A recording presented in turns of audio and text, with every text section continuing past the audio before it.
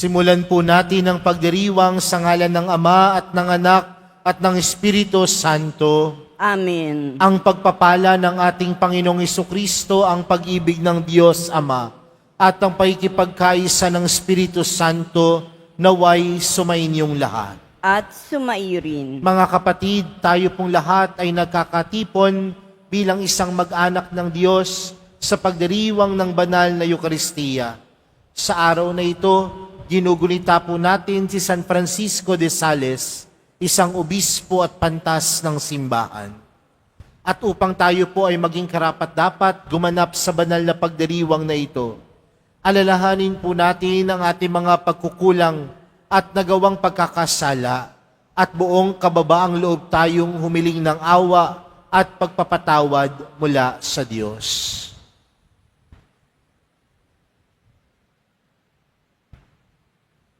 Sinugong tagapagpagaling sa mga nagsisisi, Panginoon, kaawaan mo kami. Panginoon, kaawaan mo kami. Dumating na tagapag-anyayang mga makasalanan ay magsisi, Kristo, kaawaan mo kami. Kristo, kaawaan mo kami. Nakaluklok ka sa kanan ng Diyos Ama para ipamagitan kami.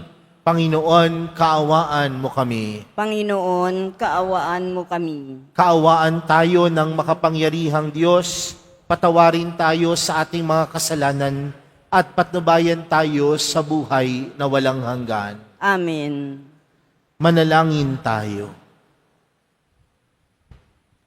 Ama naming makapangyarihan, upang mailigtas ang mga hinirang mo, nilob mong ang obispong si San Francisco ay makibagay sa lahat ng tao. Ipagkaloob mong ang kanyang pagkauliran sa matiyagang pagmamalasakit sa kapwa ay lagi naming maipamalas sa paglilingkod sa aming kapatid sa pamamagitan ni Jesucristo kasama ng Espiritu Santo magpa sa walang hanggan. Amen. Magsiupo muna ang lahat.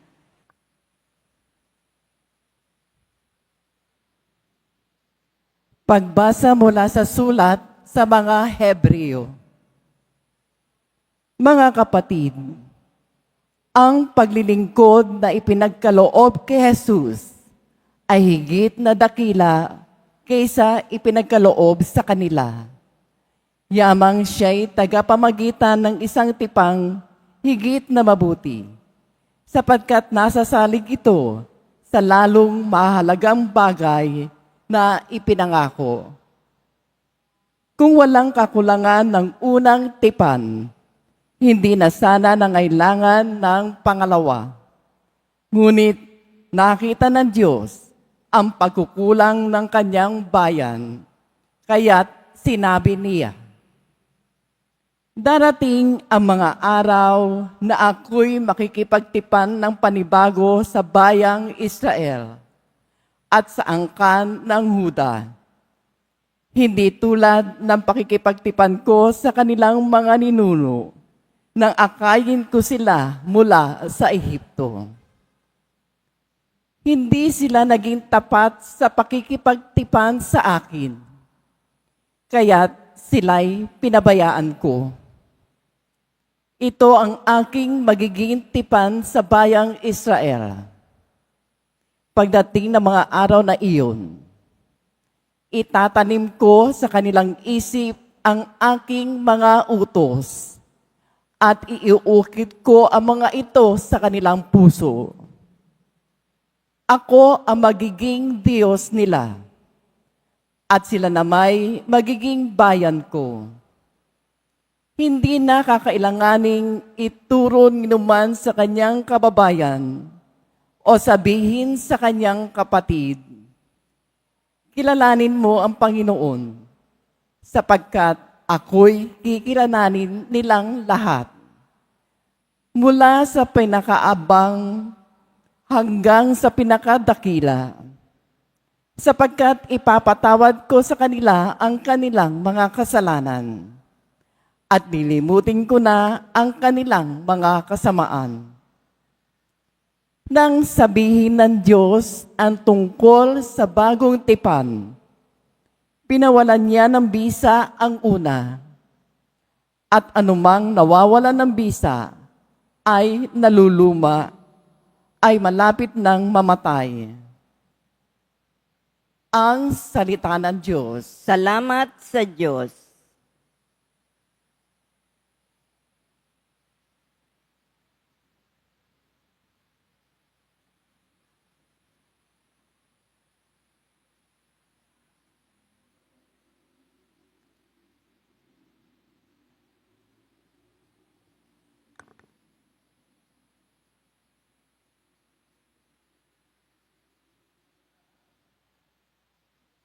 Pag-ibig at pagtatapat ay magkakadaop palad. Pag-ibig at pagtatapat ay magkakadaupalad. Panginoong Diyos, ipakita mo na ang pag-ibig mong wagas. Kami ay lingapin at sa kahirapan ay iyong iligtas.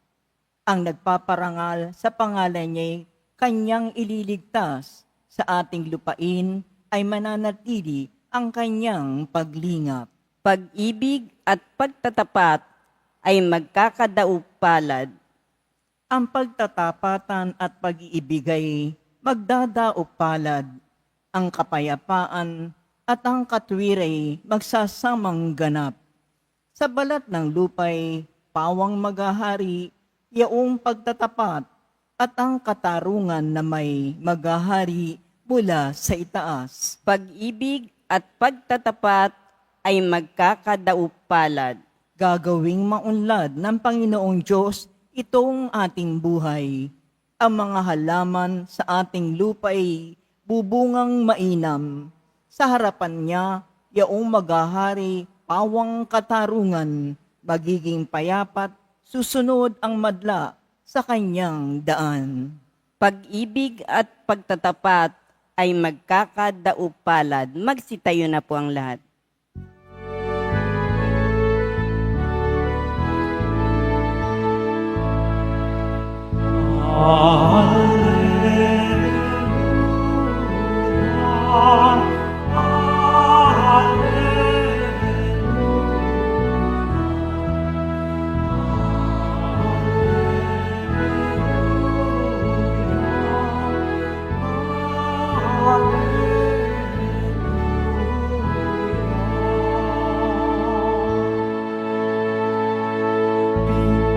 Pinagkasundo ni Kristo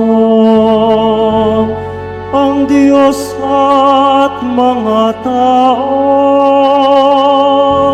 kaya't napatawad tayo.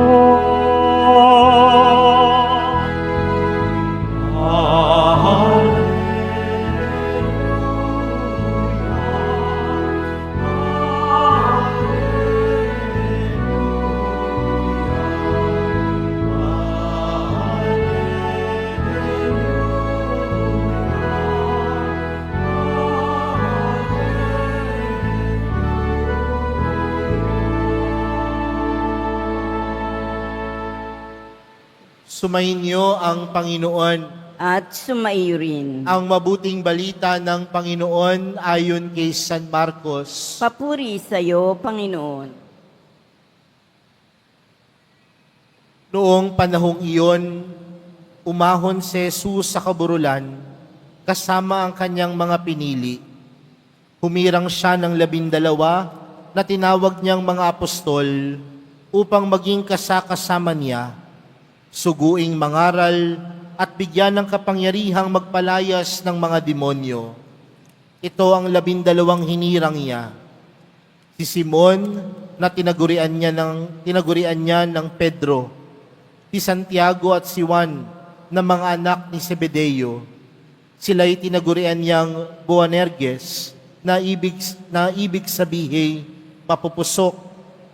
Sina Andres, Felipe, Bartolome, Mateo, Santiago na anak ni Alfeo at Tadeo, si Simon na makabayan at si Judas Iscariote na siyang nagkanulo sa kaniya. Mga kapatid, ang mabuting balita ng Panginoon. Pinupuri ka namin, Panginoong Heso Kristo. Magsiupo muna ang lahat. Magandang gabi po sa inyong lahat. Tayong lahat ngayon ay nagkakatipon. Ngayon po ay araw ng Biyernes, araw na inilalaan po natin upang tayo po ay magbigay papuri, pasasalamat at parangal sa atin pong mahal na pong Jesus Nazareno.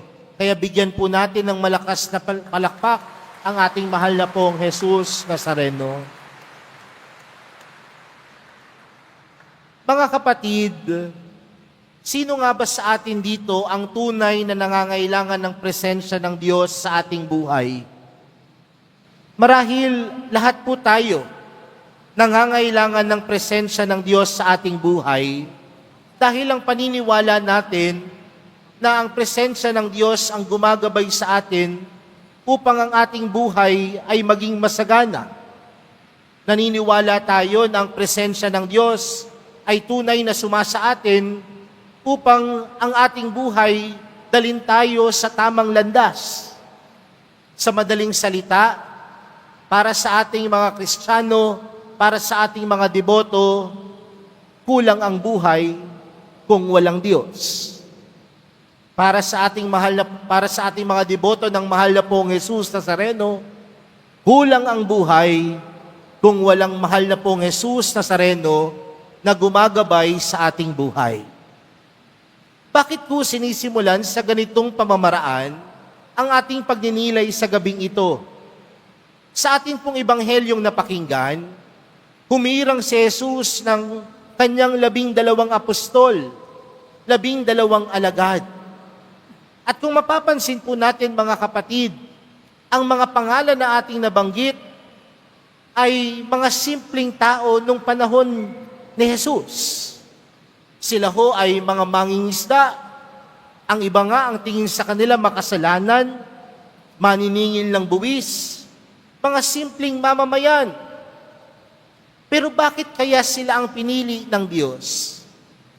Dahil sa kabila ng kanilang kakulangan, sa kabila ng kanilang kahinaan, alam ni Jesus at alam marahil ng mga alagad na ang pupuno sa kanilang kakulangan at kahinaan, walang iba kundi ang Diyos. At siguro itong mga kapatid ay magandang pagpapaalala para sa atin. Ang bawat isa sa atin dito may kakulangan. Ang bawat isa sa atin dito may kahinaan. Ang bawat isa sa atin dito may limitasyon. Pero sa kabila ng lahat ng mga bagay na ito, mapapansin natin na napaglalagpasan natin kahit anumang pagsubok ng buhay. Bakit? Dahil tayong lahat ay pinili ng Diyos. At lahat ng pinili ng Diyos, pinagkakalooban niya ng pagpapala, pinagkakalooban niya ng gabay, pinagkakalooban niya ng lakas. Kaya nga mga kapatid, kung sa tingin mo makasalanan ka, kung sa tingin mo mahina ka, kung sa tingin mo ang dami-dami mong pagkukulang, marahil ipinapaalala sa iyo sa araw na ito, huwag kang mag-alala. Yung mga alagad nga ng Diyos, yung mga malalapit nga kay Jesus, hindi rin naman yun perpekto. Sabi nga doon sa ating ebanghelyo, kasama pa doon si Judas Iscariote, ang nagkanulo sa kaniya. Pero pinili pa rin sila ng Diyos dahil alam ni Jesus at alam ng mga alagad na ang Diyos ang pupuno sa kanilang mga kahinaan at kakulangan. Kaya nga mga kapatid, kung ang Diyos ang pumupuno sa ating mga kahinaan at kakulangan, marahil pagpapaalala talaga ito sa atin na kulang ang buhay kung wala ang Diyos. Kulang ang pamumuhay kung wala ang mahal na pong Jesus Nazareno. Dahil sa pamamagitan niya, doon tayo humuhugot ng lakas. Sa pamamagitan niya, doon tayo kumukuha ng lakas ng loob. Alam niyo po, minsan mga kapatid, may nakausap po ako isang nanay ng isang batang may sakit. Ang kanyang sakit, ang kanyang anak ay may sakit na cancer. At ang sabi ho ng nanay sa akin, alam niyo, Father, halos linggo-linggo, mula sa probinsya, lumuluwas po kami ng Maynila. Pumipila po kami sa isang ospital sa PGH para lamang po mapagamot yung aking anak. Minsan, bago po yung araw na sumapit, nandito na po kami sa Maynila para maaga kaming makapila doon. Pahirap po yun, Father. At sabi ko sa kanya, paano niyo po napaglalagpasan? Alam niyo po kung anong sabi sa akin ng nanay, ano ka ba, Father? Simple lang. Alam ko kasing hindi ako pababayaan ng Diyos. Alam ko po kasing hindi ako iiwan ng Diyos. Alam ko po kasing kumakapit ako sa mahal na pong Jesus Nazareno. Kaya mga kapatid, kung meron man tayong kahinaan, kung meron man tayong limitasyon, kung meron man tayong kakulangan, pagpapaalala po sa atin, meron pong Diyos. At kailangan natin ng Diyos sa ating buhay. Nandiyan ang mahal na pong Jesus Nazareno. Pipiliin at pipiliin tayo sa kabila ng ating mga kakulangan at kahinaan. Dahil alam natin na siya mismo ang pupuno nito. Kaya sa pagpapatuloy po ng ating banal na misa para sa araw na ito, ilapit po natin sa Kanya ang lahat ng ating mga kakulangan. Ibulong po natin sa Kanya lahat ng ating kahinaan.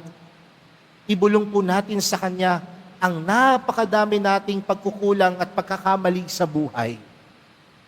Dahil alam natin, natutulungan niya tayo. Alam natin, nagagabayan niya tayo. At alam natin, siya ang pupuno sa lahat ng ating mga pagkukulang, pagkakasala, at mga kahinaan sa buhay.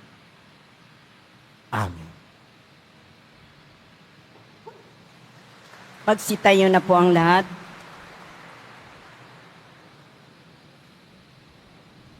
Minamahal kong mga kapatid, bilang banal na bayan na tinawag ng Diyos sa iba't ibang pamamaraan upang ipalaganap ang mabuting balita ng Kanyang paghahari, iluhog natin ang ating mga pangangailangan sa Ama na nag-aaruga sa atin. Ang ating panalangin, Diyos na tumatawag sa amin, ibahagi mo sa amin ang iyong kapangyarihan. Diyos na tumatawag sa amin, ibahagi mo sa amin ang iyong kapangyarihan. Ang mga tinawag sa simbahan na mamuno sa bayan ng Diyos, naway magkaroon ng tapang na ipaglaganap ang Ebanghelyo ni Hesukristo saan mang sulok ng mundo.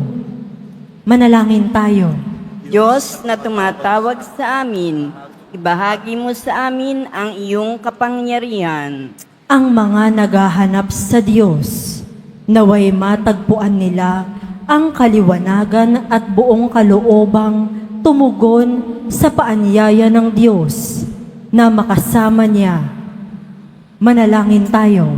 Diyos na tumatawag sa amin, ibahagi mo sa amin ang iyong kapangyarihan. Ang mga kabataan Naway marinig at makilala nila ang tinig ni Kristo na tumatawag sa kanila sa buhay na paglilingkod. Manalangin tayo. Diyos, Diyos na tumatawag sa amin, ibahagi mo sa amin ang iyong kapangyarihan. Ang mga may sakit, naway tumanggap ng kasiyahan at lakas mula sa mga nag-aaruga sa kanila. Manalangin tayo. Diyos, na tumatawag sa amin, ibahagi mo sa amin ang iyong kapangyarihan. Ang ating mga mahal na yumao, naway makapahinga sa kapayapaan ni Kristo sa kanyang kaharian. Manalangin tayo. Diyos, Diyos na tumatawag sa amin, ibahagi mo sa amin ang iyong kapangyarihan. Sa ilang sandali ng katahimikan, ating ipanalangin ang iba pang mga pangangailangan ng ating pamayanan. Gayon din ang mga intensyon na inaalay sa ating misa sa araw na ito. At isama rin natin ang ating mga pansariling kahilingan.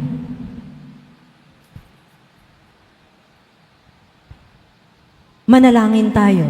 Diyos, na Diyos, tumatawag sa amin, ibahagi mo sa amin ang iyong kapangyarihan. Diyos, Ama sa langit, tinawag mo kami mula sa mga ordinaryong pagkakataon sa aming buhay. Hayaan mo na bigyan kami ng iyong espiritu ng lakas na bigkasin. Panginoon, narito ako upang sundin ang kalooban mo. Hinihiling namin ito sa pamagitan ni Kristong aming Panginoon. Amen. Magsiupo muna ang lahat.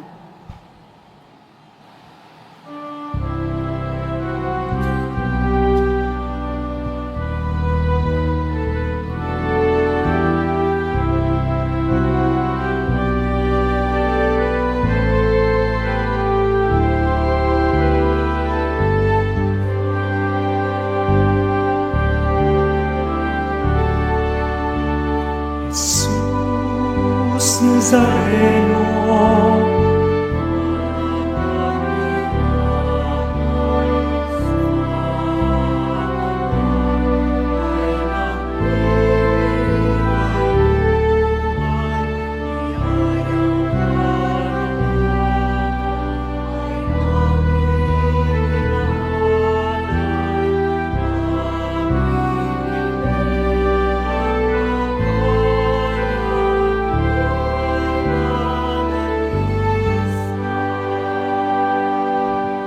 Magsitayo na po ang lahat. Manalangin po kayo mga kapatid upang ang paghahain natin ay kalugdan ng Diyos amang makapangyarihan. Tanggapin nawa ng Panginoon itong paghahain sa iyong mga kamay, sa kapurihan niya at karangalan, sa ating kapakinabangan at sa buong sambayanan niyang banal.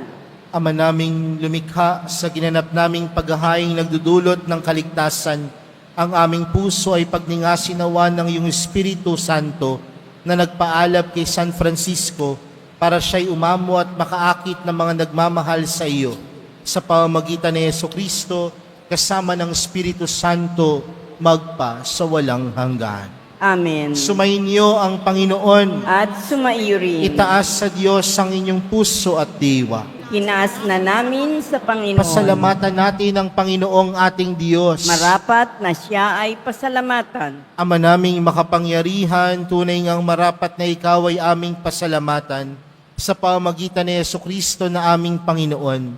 Ngayong si San Francisco ay pinararangalan sa pamumuhay niyang totoong uliran at pagiging maasahan sa panunungkulan, kaya't si Jesucristo na maasahan sa katapatan ay inihahayag sa pangangasiwa sa sambayanan. Ang malasakit na mga ulirang tagapangasiwa noon ay nagpapatuloy magpahanggang ngayon sa mga panalangin kanilang iniuukol, kaysa ng sambayanan mong dito'y nagtitipon. Kaya kaysa ng mga anghel na nagsisiawit ng papuri sa iyo, nang walang humpay sa kalangitan, kami nagbubunyi sa iyong kadakilaan.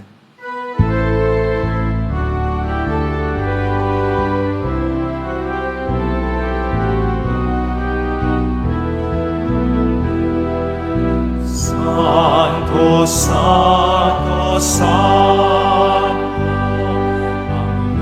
ang Diyos ng mga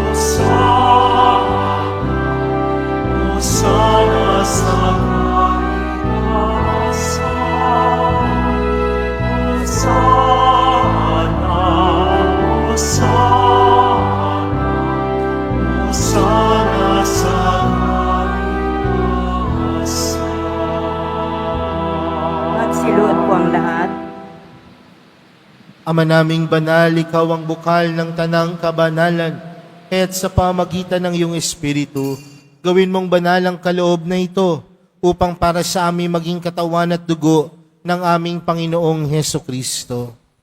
Bago niya pinagtiis ang kusang loob na maging handog, hinawakan niya ang tinapay, pinasalamatan kanya, pinaghati-hati niya iyon, iniabot sa kanyang mga alagad at sinabi, tanggapin ninyong lahat ito at kanin. Ito ang aking katawan na ihahandog para sa inyo.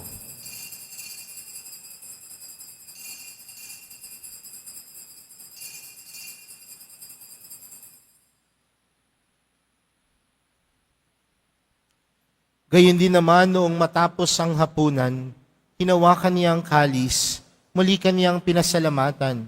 Iniabot niya ang kalis sa kanyang mga alagad at sinabi, tanggapin ninyong lahat ito at inumin.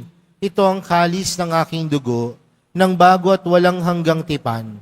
Ang aking dugo na ibubuhos para sa inyo at para sa lahat, sa ikapagpapatawad ng mga kasalanan.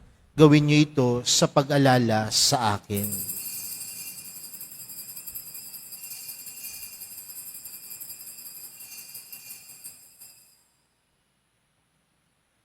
Magsitayo na po ang lahat.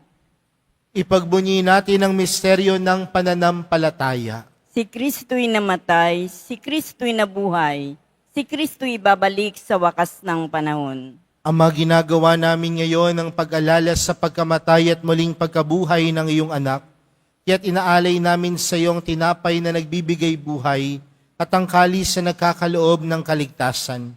Kami nagpapasalamat dahil kami iyong minarapat na tumayo sa harap mo para maglingkod sa iyo.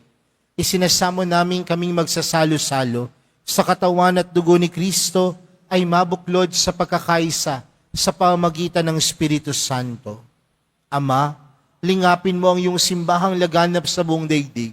Puspusin mo kami sa pag-ibig kay San Francisco na aming Papa at ni Jose na aming Obispo at ng Tanang Kaparian. Alalahanin mo rin ang mga kapatid naming nahimlay nang may pag-asang sila'y muling mabubuhay, gayon din ang lahat ng mga pumanaw. Kaawaan mo sila at patuloyin sa iyong kaliwanagan. Kaawaan mo at pagindapatin kaming lahat na makasalo sa iyong buhay na walang wakas.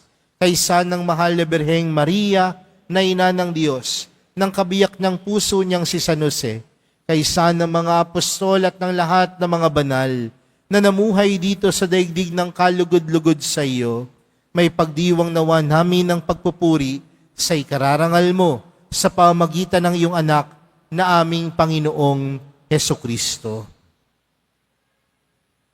Sa pamagitan ni Kristo, kasama niya at sa Kanya, ang lahat ng parangal at papuri ay sa iyo, Diyos amang makapangyarihan, kasama ng Espiritu Santo, magpa sa walang hanggan. Amen.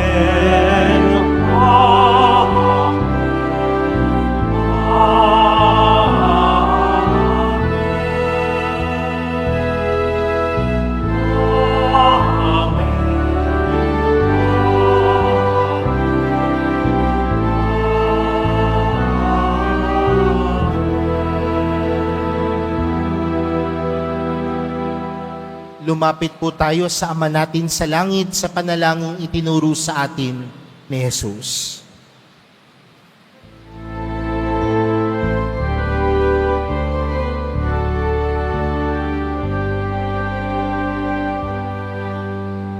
Ama namin, sumasalangit ka, sambahin ang ngalan mo, mapasahan ang kaharian mo, sundin ang loob mo dito sa lupa parang sa langit. Bigyan mo kami ngayon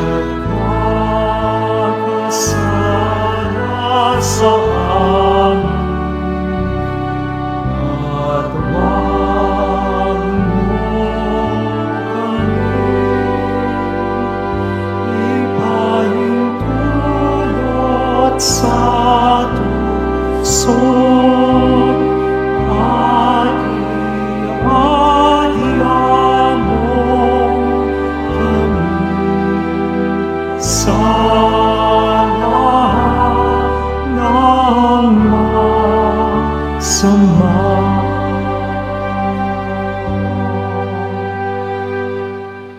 Hinihiling po namin kami adiyas sa lahat ng masama, pagkalooban ng kapayapaan araw-araw, iligtas sa kasalanan, at ilayo sa lahat ng kapahamakan, samantalang aming pinananabikan ang dakilang araw ng pagpapahayag ng tagapagligtas naming si Jesucristo. Sapagkat iyo ang kaharian at ang kapangyarihan at ang kapurihan magpakailanman. Amen. Panginoong Jesucristo, sinabi mo sa iyong mga apostol, kapayapaan ang iniwan ko sa inyo, ang aking kapayapaan ang ibinibigay ko sa inyo. Tunghayan mo ang aming pananampalataya at huwag ang aming pagkakasala.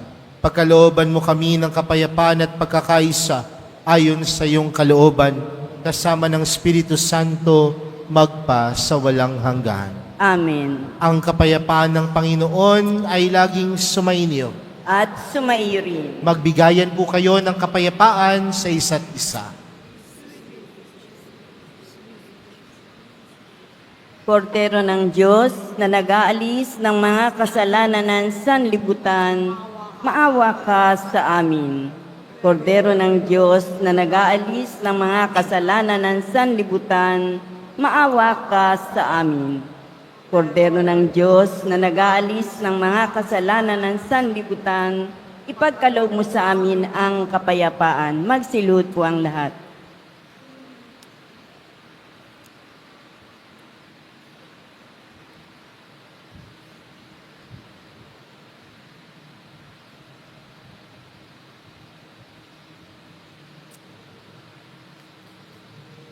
Narito po si Jesus, ang kordero ng Diyos. Siya ang nag-aalis ng kasalanan ng sanlibutan. Mapalad ang mga inaaniyahan sa kanyang piging. Panginoon, hindi ako karapat-dapat na magpatuloy sa iyo, ngunit sa isang salita mo lamang ay gagaling na ako.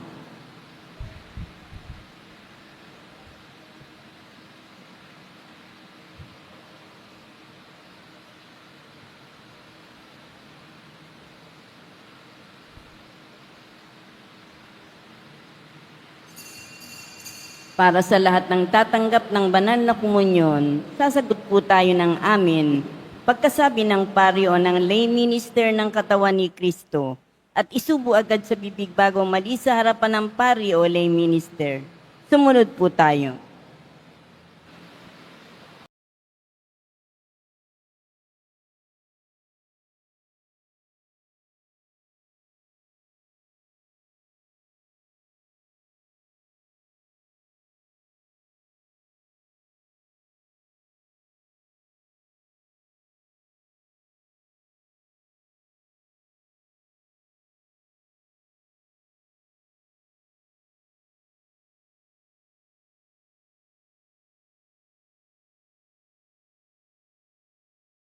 Mahali pagkaloob mong ang tinanggap naming banal na paikinabang ay magtaguyod sa aming pagtulad sa pag-ibig at matiyagang pagmamalasakit ni San Francisco upang aming makamtan ng kaluwalhatian sa piling mo sa pamamagitan ni Jesucristo kasama ng Espiritu Santo magpa sa walang hanggan. Amen. Sumainyo ang Panginoon. At sumaiyo rin.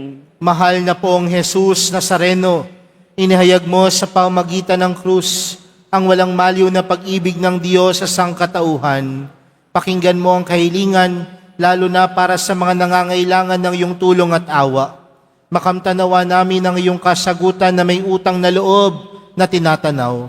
Basbasan din po ninyo itong mga imahen at dasalan upang lalo kaming manalangin at magtiwala.